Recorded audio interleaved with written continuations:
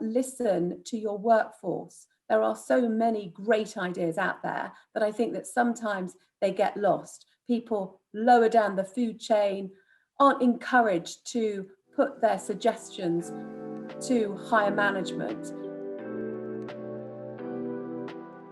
How has the evolution of digital innovation impacted your role across your 3 decades in the media industry?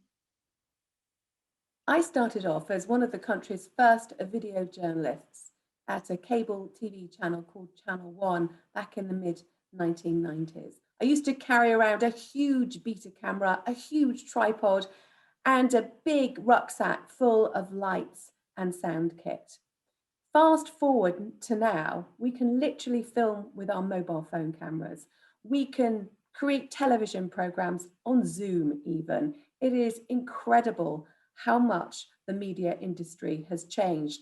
And I really do feel I have been there almost every step of the way from those days when I was ridiculed by the cameramen of the day for turning up as a one-woman band laden with kit, saying, I can do this job. Well, they'd be standing there with 2 or 3 of them doing the same thing. It certainly took time to be accepted. But now, really, anybody can be a cameraman or camera woman these days with something as simple as their mobile phone in their pocket. What do you believe is the key to effective communication? The biggest key to effective communication is eye contact. And interestingly, what we've seen with virtual events and the development of virtual events in 2020 is the ability for the speaker or the presenter to communicate via eye contact direct to the audience in a way, in fact, that they haven't been able to up until now. Certainly in big conference halls, you can have cameras, but a lot of the time you're quite removed from the audience. And actually in the virtual world, you can look directly into their eyes. So I think that eye contact is the number one priority. Do you think it is more challenging for women to break into STEM industries?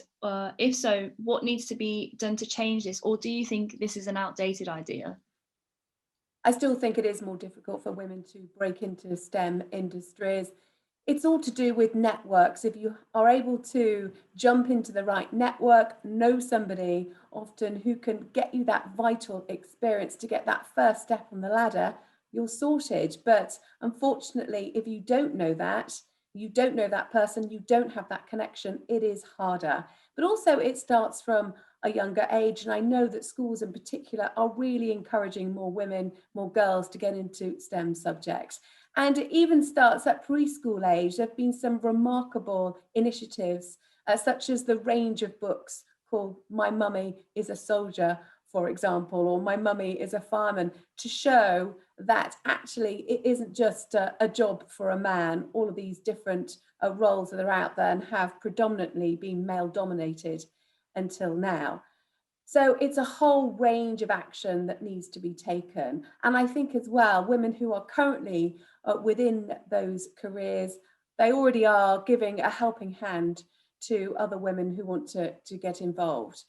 And I do think as well, it's got to be individual. You have to say, well, I really fancy getting involved in that. Let's just go for it. And actually, throughout my career, looking back, I have on numerous occasions entered into what was perceived to be a man's world, whether it be the Royal Air Force, where I was a reserve, or the BBC Business Unit when I was in a minority of women, or now as a senior investment analyst for Hargreaves Lansdown, again, an industry which has been dominated by men. You can break through. I think I'm evidence of that.